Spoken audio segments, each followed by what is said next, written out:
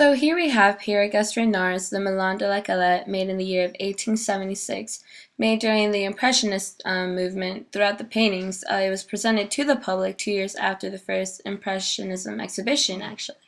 It was a very unique painting that he presented, especially when you look at the vibrant movements and the brushstrokes that he used. It really demonstrates the sense of movement, and it's used all throughout the painting. You can see it in the dancers and especially in the people engaging in their conversations. Of course, going along with that, the colors that he uses are not only blues and greens, but it's both a mix of pinks and oranges as well. And I like to make a comment on what you said.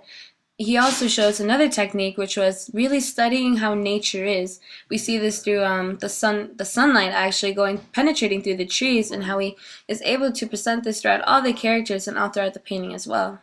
Yeah, he really tries to incorporate you into this painting as well. I mean, look at the dancers who are dancing right in front of us. They're looking at you, and they're really trying to say, hey, you're part of this too, without actually doing that. Along with that, I really like to express how in the bottom left corner, I believe, there's a bench and there's a gap right in between where it presents it as a place where the viewer himself can go through to be part of the scenery and is part of of the activity that's going on as well. In the same corner, you can also see how there is a woman who is actually cut off from the painting. And you can see that as part of this new movement that is being introduced along with Impressionism, which is, well, it's not so much of a movement so much as cameras being introduced. And with cameras, pictures would cut off the edges to make it seem more realistic, not so posed. And also taking in consideration, this painting is taking place on the outskirts of Paris in this outdoor dance hall. It was an area known for the working class to live at, and not only was the working class taking joy of this place, but also the middle class would come and join them as well. Right, by middle class, we mean the bourgeoisie, as we can see in the two gentlemen sitting at the table next to the man conversing with the two women. The bourgeoisie are presented wearing the black top hats, and the working class wearing the bright yellow hats.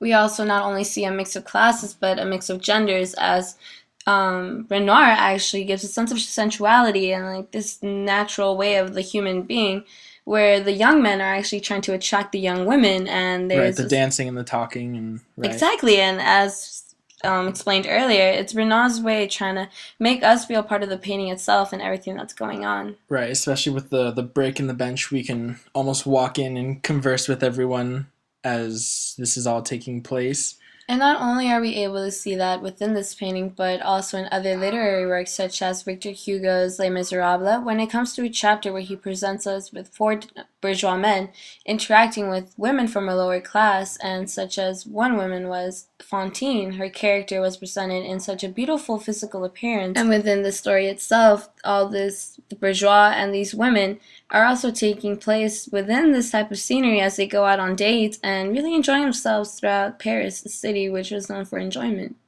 Right, and with all this, we can see how Renoir really puts together all the techniques to give us this ideal Impressionism painting, showing us how he portrayed his society at the time.